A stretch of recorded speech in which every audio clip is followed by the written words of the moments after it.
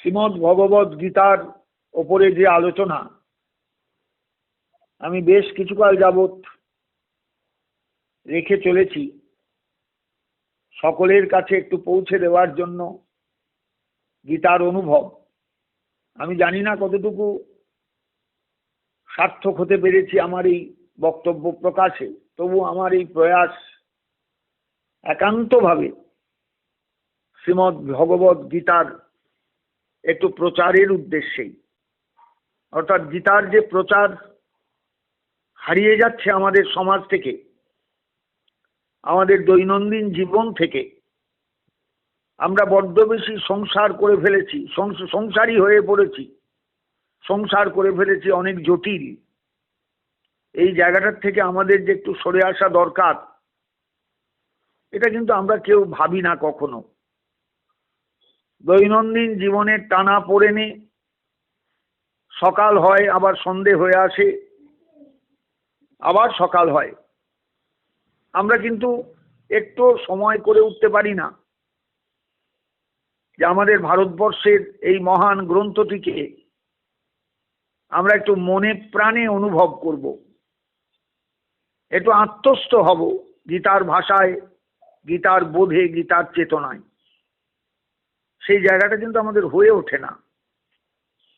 অথচ ভারতবর্ষ একদিন সারা বিশ্বকে পথ দেখিয়েছে, সারা বিশ্বকে আলো দিয়েছে, সারা বিশ্বকে সান্ত্বনা দিয়েছে।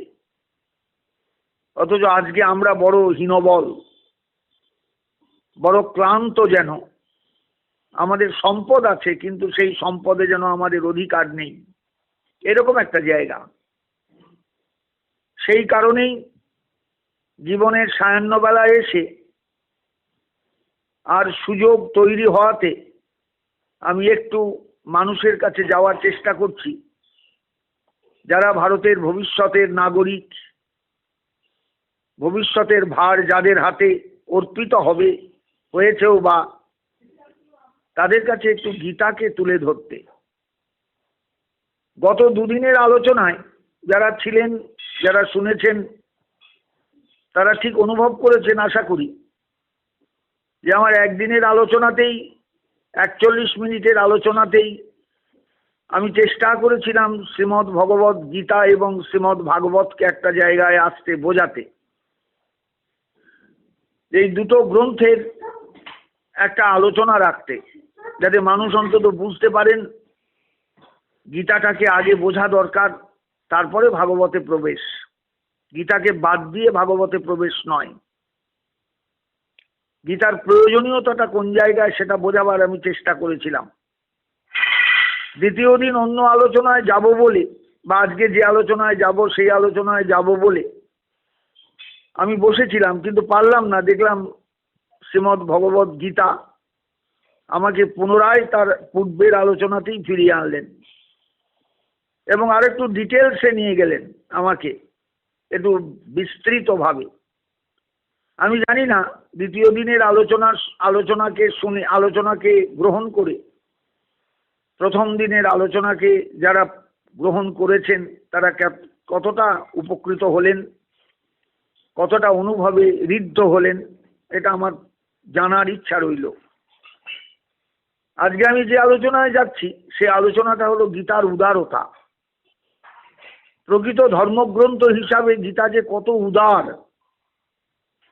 কত ফ্লেক্সিবল, এটা কিন্তু আমাদের অনেকের ধারণায় নেই। আমরা পৃথিবীতে যদি চারদিকে একটু তাকাই, পৃথিবীর ইতিহাসের দিকে যদি একটু তাকাই, তাহলে ধর্মকে নিয়ে অনুদার চিন্তা ভাবনার বহু পরিচয় আমরা পাব। ধর্মকে নিয়ে যে কত হত্যা সংঘটিত হয়েছে পৃথিবীতে, কত রক্ত ঝরেছে পৃথিবীতে, তার কোনো ইয়ত্তা নেই। কিন্তু মধ্যযুগে ক্রুসেড একটা ইতিহাস পাঠকের কাছে চ্যাপ্টার। ক্রুসেডের অর্থ হলো ধর্মযুদ্ধ, অর্থাৎ হয় তুমি আমার ধর্মে এসো, নইলে শেষ হয়ে যাও। এই ধর্মই পৃথিবীর শ্রেষ্ঠ ধর্ম, এই ধর্মই পৃথিবীর সবচেয়ে গুরুত্বপূর্ণ ধর্ম, এছাড়া কোনো ধর্ম নেই। এর বাইরে যদি কেউ থাকে সে পাষণ্ড, সে ঘৃণ্য, তার মৃত্যুদণ্ড হওয়া উচিত। এই ছিল মধ্যযুগ আমাদের ইতিহাসের। শব্দটা নিশ্চয়ই বহুজনের কানে আছে, ক্রুসেড, ধর্মযুদ্ধ। বা পৃথিবীতে যেখানে ইসলাম গিয়েছে সাম্রাজ্যবাদী একটা ভয়ঙ্কর রূপ নিয়ে, সেখানেই শুরু হয়েছে মারামারি, হানাহানি, কাটাকাটি, হত্যা, রক্তপাত, রক্তাক্ত হয়েছে পৃথিবীর মাটি। এবং নিজের ধর্মকে প্রতিষ্ঠিত করবার জন্য চেষ্টা নিয়েছে তারা। ইংরেজরাও যে দেশে ঢুকেছেন এবং যেভাবে তারা নিজেদের ব্যপ্ত করেছেন দিক বিদিকে উপনিবেশ স্থাপনের মাধ্যমে, সেখানে চেষ্টা করেছেন তারা তাদের বাইবেলকে প্রচার করতে, খ্রিস্ট ধর্মকে প্রচার করতে। আজও চলছে ভারতবর্ষের আনাচে কানাচে, গ্রামে গঞ্জে, আজও কিন্তু খ্রিস্ট ধর্মের প্রচার চলছে। একটু কান খাড়া রাখলে, চোখ খাড়া রাখলে, চোখ স্পষ্ট রাখলে প্রত্যেকেই বুঝতে পারবেন। কেন? তার কারণ হলো আর কিচ্ছু নয়, সবাই একটা নিজেদের ধর্ম সম্পর্কে একটা হতাশা অনুভব করেন যে বোধহয় আমার ধর্মের মানুষ হারিয়ে যাচ্ছে, কমে যাচ্ছে, ইত্যাদি ইত্যাদি। কারণ ধর্ম সম্পর্কে যে উদারতা দরকার, সেই উদারতাটা পৃথিবীতে কোনো ধর্মেরই বলতে গেলে নেই, একমাত্র গীতার ধর্ম ছাড়া। গীতার ধর্ম বড় উদার। আজ থেকে কয়েক হাজার বছর আগে ভগবান শ্রীকৃষ্ণ যে উপদেশ দিয়েছিলেন গীতার ভাষায়, যাকে বলা যায় ভাগবত ধর্মের প্রথম একটা লিখিত রূপ, একে ভাগবত ধর্ম বলা যেতে পারে অনায়াসে। কারণ ভগবত ইদং ভাগবতম, ভাগবত শব্দটার মানেই হলো ভগবানের ইহা, এই অর্থে ভাগবত। অতএব এই ধর্মের মূল উদ্দেশ্যই হচ্ছে ভগবত তত্ত্বের প্রচার, ভগবত ভাবনার প্রচার, ভাগবতী জীবন তৈরি করার প্রচার। ভাগবত জীবন, ভাগবতী জীবন নয়, ভাগবত জীবন তৈরি করার প্রচার। আমরা তো ভোগের জীবন নিয়ে চলি, জীবনটা হয়ে ওঠা দরকার ভাগবত জীবন প্রত্যেক মানুষের। অর্থাৎ ভগবানের সমর্পিত জীবন, ভগবানের ভাবনায় উদ্বুদ্ধ জীবন, ভগবত ভাবনায় নিঃশেষে নিজেকে সমর্পিত করার জীবন। এই জায়গাটা তৈরি হওয়া দরকার। সেই জায়গাটার উপদেশ বা সেই ভাবনার উপদেশ আমরা গীতায় পাই। অসম্ভব নিষ্পৃহ দৃষ্টিভঙ্গিতে, নিরপেক্ষ দৃষ্টিভঙ্গিতে ভগবান শ্রীকৃষ্ণ অর্জুনকে গীতার উপদেশ দিয়েছিলেন। আজ থেকে কয়েক হাজার বছর আগে, ভাবা যাবে না। এটা কিন্তু উপদেশ দেওয়ার মুহূর্ত ছিল না, একটা ভয়ঙ্কর যুদ্ধ শুরু হতে যাচ্ছে। লক্ষ লক্ষ সৈন্য সমবেত হয়েছে কুরুক্ষেত্রের রণাঙ্গনে। একদিকে কৌরব পক্ষ, একদিকে পাণ্ডব পক্ষ। শ্রীকৃষ্ণ পাণ্ডব পক্ষের মহারথী, একমাত্র মহারথী, অর্জুনের রথের সারথী। সেই সারথী রূপে তিনি উপদেশ দিচ্ছেন অর্জুনকে। অর্জুন হতাশাগ্রস্ত হয়েছিলেন, যুদ্ধে তিনি নারাজ হয়ে পড়েছিলেন, একবারে নিষ্পৃহ হয়ে যুদ্ধের অস্ত্র ত্যাগ করেছিলেন।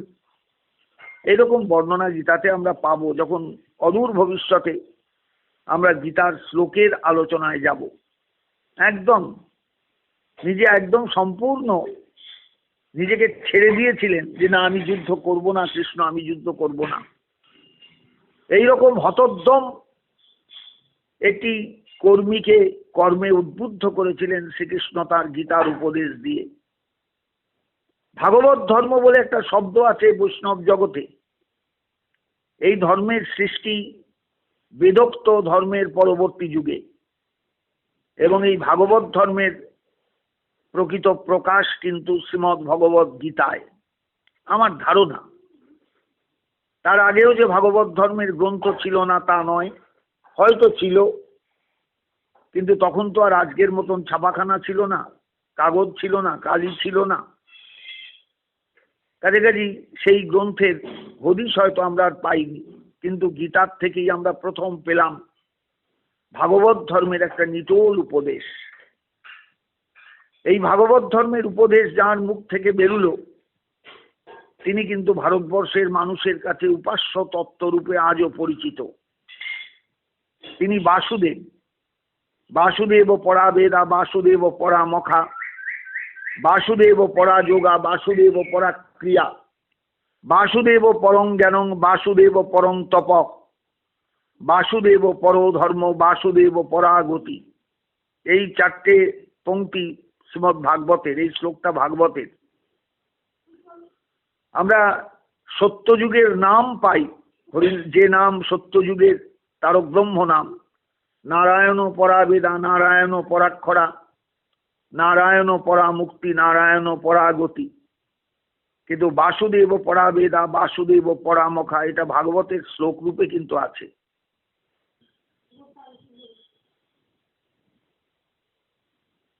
সুতরাং সেই বাসুদেবের শ্রীমুখ নিশ্চিত, আর বাসুদেব স্বয়ং বসুদেবের পুত্র, যিনি শ্রীকৃষ্ণ রূপে কলিহত জীবকে কেন সর্বযুগের মানুষকে তিনি ঋদ্ধ করবার জন্য এই উপদেশ দিয়েছিলেন।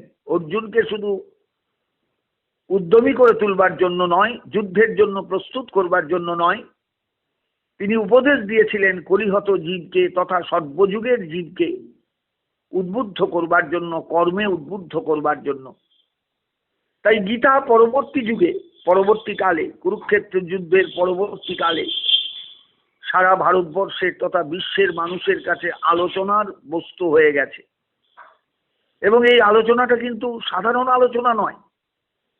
আমরা বিভিন্ন রকমের দৃষ্টান্ত যদি আলোচনায় আনি তাহলে হতবাক হয়ে যাব, অবাক হয়ে যাব, বিস্মিত হয়ে যাব যে কি করে এই গীতার প্রচার সর্বত্র সম্ভবপর হলো, দেশে নয় বিদেশে সর্বত্র। তার একটাই কারণ, ধর্মগ্রন্থ হিসাবে গীতার উদারতা কিন্তু প্রশ্নাতীত। এত উদার ধর্মগ্রন্থ পৃথিবীতে কিন্তু আর আসেনি। এত উদারতা পৃথিবীতে কোনো ধর্মগ্রন্থের মধ্যে দেখা যায়নি। আমি কোনো দিকে একপেশে হয়ে কথা বলছি না।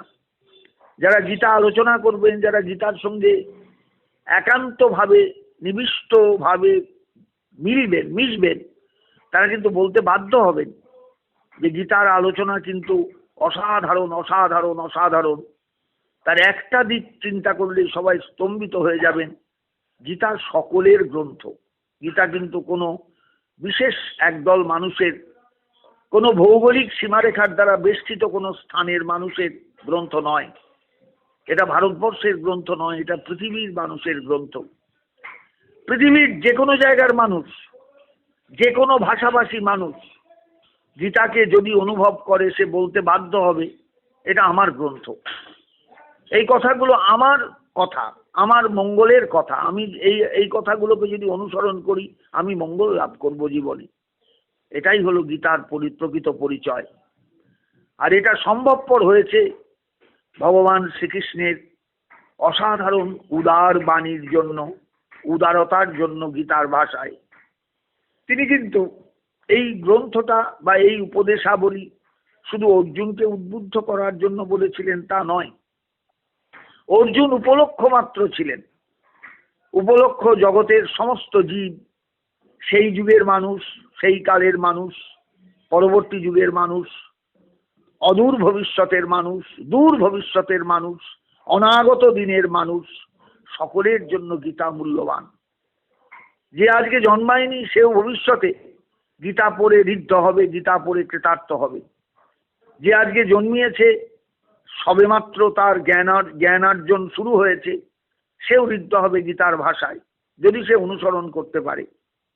যিনি বয়োবৃদ্ধ তিনিও ঋদ্ধ হবেন গীতার ভাষায় যদি তিনি গীতাকে অনুসরণ করতে পারেন মনে প্রাণে। এইখানেই গীতার শ্রেষ্ঠত্ব, এইখানেই গীতার উদার রূপের পরিচয়, উদারতার পরিচয়। তাই গীতা কোনো বিশেষ সম্প্রদায়ের ধর্মগ্রন্থ নয়, কোনো একটা জাতির ধর্মগ্রন্থ নয়, কোনো একটা দেশের ধর্মগ্রন্থ নয়। গীতাটা বিশ্ব মানবের ধর্মগ্রন্থ। পৃথিবীর যে কোনো প্রান্তের মানুষ, সে যে ধর্মাবলম্বী হোক, যে সম্প্রদায়ের মানুষই হোক, সে সে যদি একবার গীতার সান্নিধ্যে আসে, গীতার স্পর্শ সে লাভ করে, তাহলে সে কৃতার্থ হতে বাধ্য। কারণ গীতার অসাধারণ একটা উদারতা আছে সর্বদা সর্বত্র। সেটা কিন্তু আমাদের প্রত্যেকের একটু অনুভব করা দরকার, অনুধাবন করা দরকার। আমি সাধারণভাবে দু একটা শ্লোক তুলতে পারি আপনাদের কাছে আলোচনার জন্য।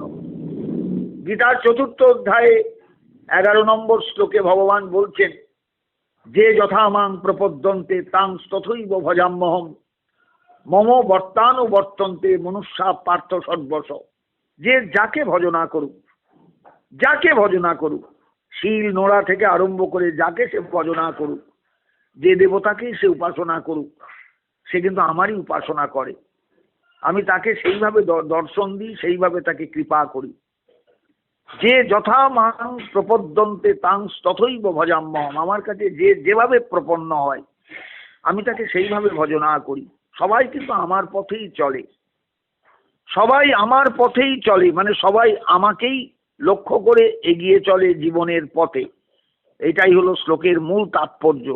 বলুন তো, কোনো দেবতার কথা আলাদা করে বলা হয়েছে এখানে? কোনো দেবতার উপদেশ যে আমাকেই তুমি ভজনা করো আর কাউকে নয়, একথা তো বলা হয়নি। স্বামী বিবেকানন্দ শিবমহিম্নস্তবের একটা শ্লোককে খুব ভালোবাসতেন, খুব পছন্দ করতেন। তার আলোচনায় এই শ্লোকটা কিন্তু এসেছে। আমি সেই শ্লোকটাও আপনাদের একটু শোনাতে পারি, খুব মূল্যবান শ্লোক।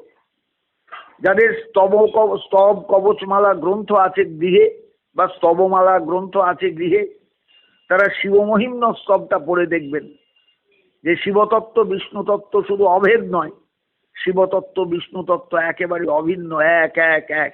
শিব যিনি, বিষ্ণুও তিনি, হরিও যিনি, হরও তিনি। হরিও যে বস্তু, হরও সেই বস্তু। বলছেন সেই পুষ্পদন্ত নামক সেই গণ, শিবের একজন বিখ্যাত ভক্ত, সেই পুষ্পদন্ত উবাচ, তার মহিমার বর্ণনা দিচ্ছেন শিবের। ত্রয়ী সাংখ্যং যোগং পশুপতি মতং বৈষ্ণবমিতি প্রভিন্নে প্রস্থানে পরমিদম অদপথ্যমিতি চ রুচিনাং বৈচিত্রাদ ঋজু কুটিল নানা পথযুতাং নৃণাম এক গম্যস্তমসী পয়সামর্ণমবিব। সব নদীগুলো যেমন সাগরে এসে মেশে, তেমনি সব সাধনার ধারা এক তত্ত্বেতেই সমাহিত হয়, এক তত্ত্বতে গিয়েই শেষ হয়। তুমি আমাকে যেভাবেই উপাসনা করো অর্জুন, যে যথামাং প্রপদ্যন্তে তাং তথৈব ভজাম্যহম, তুমি আমাকে যেভাবেই উপাসনা করো, তুমি আমারই উপাসনা করবে, আমাকে আমার কাছেই যাবে। নৃণাম একো গম্যস্তমসী পয়সামর্ণমবিব। সারা পৃথিবীতে কত নদী প্রবাহিত হয়ে সাগরে এসে পড়ছে, নদীগুলো সব নাম হারিয়ে ফেলছে সাগরের বুকে ঝাঁপিয়ে পড়ার পর। এই যে পড়ছে, সাগর কিন্তু একটা, আর সেই সাগরে অসংখ্য নদী নাম হারিয়ে শেষ হয়ে যাচ্ছে। তেমনি ঈশ্বরের কাছে মানুষ যেভাবেই যাক, যে নামেই তার কাছে ছুটুক, এটা ভূমধ্য সাগর, এটা বঙ্গোপসাগর, এটা আরব সাগর, এটা ভারত মহাসাগর, এটা প্রশান্ত মহাসাগর, এটা লোহিত সাগর, যে নাম হোক কিচ্ছু থাকে না, সবই সাগর। তেমনি ঈশ্বর ও তত্ত্ব এক। তার কাছে যেভাবেই ছুটুক মানুষ, যে পন্থা নিয়েই ছুটুক, সেটা সাংখ্য যোগী হোক, শুধু যোগী হোক, পশুপতি মত হোক, বৈষ্ণব মত হোক, প্রভিন্নে প্রস্থানে, যত রকম তার ভেদাভেদ থাকুক না কেন, তার ভজনে সাধনে, তার গতিপথে পরমিদি মদপথ্যমিতি চ, বহু রকম কিছু পদ্ধতি বলা আছে শাস্ত্রে। তুমি শৈব মতে এটা করবে, বৈষ্ণব মতে এটা করবে, শাক্ত মতে এটা করবে, কিচ্ছু নয়, কিচ্ছু নয়। রুচিনাং বৈচিত্রাদ ঋজু কুটিল নানা পথযুতাং। প্রত্যেক মানুষের রুচি আলাদা, সেই রুচির বৈচিত্র্য হেতু কেউ সোজা পথে যায়, কেউ ব্যাকা পথে যায়, বয়ে গেছে তাতে, সবাই এক জায়গায় যাবে। গীতাও সেই একের কথা বলেছেন। জানো অর্জুন, যে যথামাং প্রপদ্যন্তে তাং তথৈব ভজাম্যহম মম বর্তানুবর্তন্তে মনুষ্যা পার্থ সর্বস। সমস্ত মানুষ আমার কাছেই আসবে, আমার কাছেই আসবে, আমার কাছেই আসবে। আজ না হোক কাল, কাল না হোক পরশু, সে আমার কাছেই এসে আমার ঘাটেই তরি ভেরাবে, তার জীবনের তরি।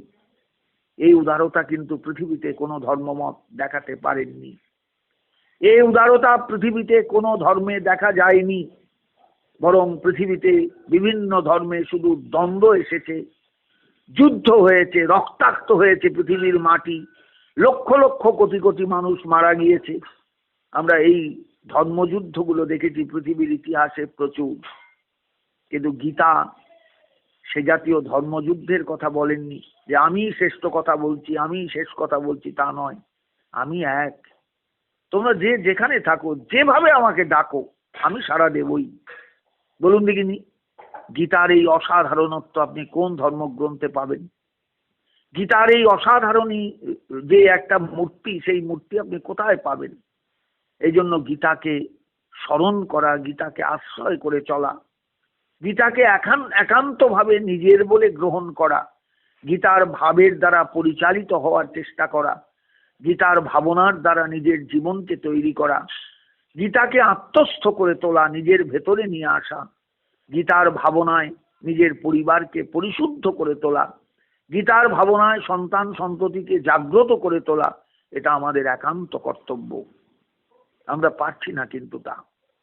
আমি এই জন্য প্রত্যেককে বলছি, অনুরোধ সহকারে বলছি, হাত জোর করে বলছি, আমাদের জীবনে কিন্তু গীতাকে প্রতিষ্ঠা করা দরকার। আমাদের এই আরো চাই, আরো চাই, আরো চাই, আরো দরকার, আরো দরকার, আরো দরকার, আরো প্রয়োজন, আরো প্রয়োজন, আরো প্রয়োজন, শুধু অভাব, শুধু অভাব, শুধু অভাব। এর সব কিছু মিটে যাবে যদি একটু গীতার চরণে আমরা সবাই প্রপন্ন হতে পারি। আমাদের ঘরে ঘরে যদি গীতার ভাব জেগে ওঠে, গীতার প্রতি শ্রদ্ধা জেগে ওঠে, তাহলে কিন্তু আমরা এটা পারবো। আমাদের গৃহটাকে পবিত্র করে তুলতে পারবো। গৃহ পবিত্র হলে সমাজ পবিত্র হবে, সমাজটাকে পবিত্র করে তুলতে পারবো। সমাজ পবিত্র হলে আমাদের এলাকা পবিত্র হবে। আমরা মনুষ্য সভ্যতার প্রকৃত রূপটাকে আমরা খুঁজে পাবো, যে আমরা মানুষ, আমরা ভগবানের সর্বশ্রেষ্ঠ জীব।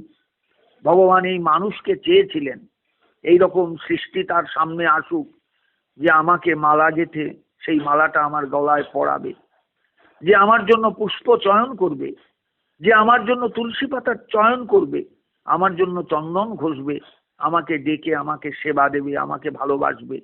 সেই মানুষকে আমার দরকার, সেই সৃষ্টিকে আমার দরকার। আমি বলেওছি আপনাদের কাছে ভাগবতের একটা বিখ্যাত শ্লোক, যে ভগবান সব শেষে মানুষকে তৈরি করলেন। সৃষ্টা পুরাণী বিবিধানি অজয়াত্ম শক্তা বৃক্ষান সরীসৃপ পশুন খগদংশ মৎস্যান তৈস্তৈর অতুষ্ট হৃদয় মানুষং বিধায় ব্রহ্মাবলোক ধীষণং মুদমাপদেব। ভগবান সেই দেবতা আনন্দ পেলেন যখন তার সামনে মানুষ নামক সৃষ্টিটা এসে দাঁড়ালো। বুঝতে পারলেন এই মানুষের মধ্যে ব্রহ্মাবলোক ও ধীষণা শক্তি আছে, এ আমাকে খুঁজবে। অর্জুন মানুষ, মানে পাণ্ডবানাং ধনঞ্জয়, তাহলে সেই পাণ্ডব শ্রেষ্ঠ ধনঞ্জয়, তাকে সামনে রেখে, মানুষকে সামনে রেখে ভগবান তার ভাগবত ধর্মের উপদেশ দিলেন, জীবনের তার আসল বক্তব্য রেখে গেলেন। মানুষ, তুমি একটু জাগ্রত হও। শুধু যুদ্ধের এই তথাকথিত সম্পত্তি লাভের যুদ্ধের জন্য নয়, তোমার ভেতরে যে শত্রুগুলো আছে, কাম এসো, ক্রোধ এসো, রজোগুণ সমুদ্ভব, সেই শত্রুগুলোকে দমন করবার চেষ্টা করো। এরাই তোমার আসল শত্রু। জহি শত্রুং মহাবাহ কামরূপং দুরাসদম। আজকে সমাজ জীবনের দিকে তাকান তো, যে মানুষ তো কামনার দাস, আরো চাই, আরো চাই, আরো চাই, আরো চাই। কবে গীতায় বলে গিয়েছেন ভগবান, জহি শত্রুন মহাবাহ কামরূপং দুরাসদম। এই দুরাসদ, দুর্ধর্ষ কাম নামক এই শত্রুটাকে তুমি জয় করো, তাহলে জগৎ জয় করা হয়ে যাবে। তাহলে গীতা আমাদের কাছে কত বড় মূল্যবান গ্রন্থ, একবার বুঝুন দেখিনি। আমাদের কাছে বহিঃশত্রু খারাপ তা নয়, ওই লোকটা খারাপ, ও অমুক ধর্মের লোক, তা নয়। ভুল, ভুল, ভুল। আমার ভেতরের কাম, আমার ভেতরের ক্রোধ, আমার ভেতরের লোভ, আমার ভেতরের মত্ততা, আমার ভেতরের মাৎসর্য, এগুলোই হলো শত্রু। গীতা আমাদের সেই উপদেশ দেন এই উদারতা পৃথিবীতে কোথাও নেই, কোথাও নেই, কোথাও নেই। আমি শুধু গীতার উদারতা নিয়ে আপনাদের কাছে একটু আলোচনা এলাম আজকে প্রথম। দীর্ঘ আলোচনার পর আমার আলোচনা চলতেই হয়তো থাকবে আরো 2-1টা দিন, 2-4টে দিন, যাতে আমি গীতায় প্রবেশের আগে আপনাদের সকলের কাছে গীতার মহিমাকে একটু তুলে ধরতে পারি। কারণ এটা আমাদের খুব দরকার। ঘরের মধ্যে যদি গীতা আলোচনা হয়, ছেলে মেয়ে যদি শুনতে বসে, স্ত্রীকে নিয়ে আপনিও যদি বসেন, সেটা হবে সবচেয়ে সদর্থক দিক আমাদের জীবনের। আমরা তো নৈমর্থক জীবন নিয়ে চলি, আমাদের সদর্থক জীবন দরকার, পজিটিভ লাইফ, নেগেটিভ নয়। এই পজিটিভ দিকটা আমাদের জীবনকে কৃতার্থ করবে, এটা আমার দৃঢ় প্রত্যয়, দৃঢ় ধারণা। এই আলোচনাটা আরো 2-1 দিন আমার চলবেন। গীতার উদারতার কতখানি আমি শ্লোক ধরে ধরে আপনাদের কাছে বোঝাবো বা বলতে চেষ্টা করব। এত বড় উদার ধর্মগ্রন্থকে, বিশ্ব মানবতাবাদের শ্রেষ্ঠ গ্রন্থকে, বিশ্বের মানবের সবচেয়ে মূল্যবান গ্রন্থকে আমরা অবহেলা করে চলেছি। দীর্ঘকাল স্বাধীনতা প্রাপ্তির পর যাকে সর্বোচ্চের স্থান দেওয়া উচিত ছিল আমরা দিতে পারিনি, আমরা তাকে সেইভাবে গুরুত্ব দিতে পারিনি। আসুন সেই গীতা মায়ের চরণে প্রণত হয়ে আমরা ক্ষমা প্রার্থনা করি এবং প্রতিজ্ঞা করি যেন আমরা গীতাকে প্রচার করে চলতে পারি আমাদের সকলের মধ্যে। যদি পারি তাহলে সেটাই হবে মনুষ্য জীবনের সবচেয়ে মূল্যবান কর্তব্য সাধন। জয় শ্রীমদ্ ভগবদ্ গীতা, জয় গৌর সুন্দর, জয় নিতাই চাঁদ।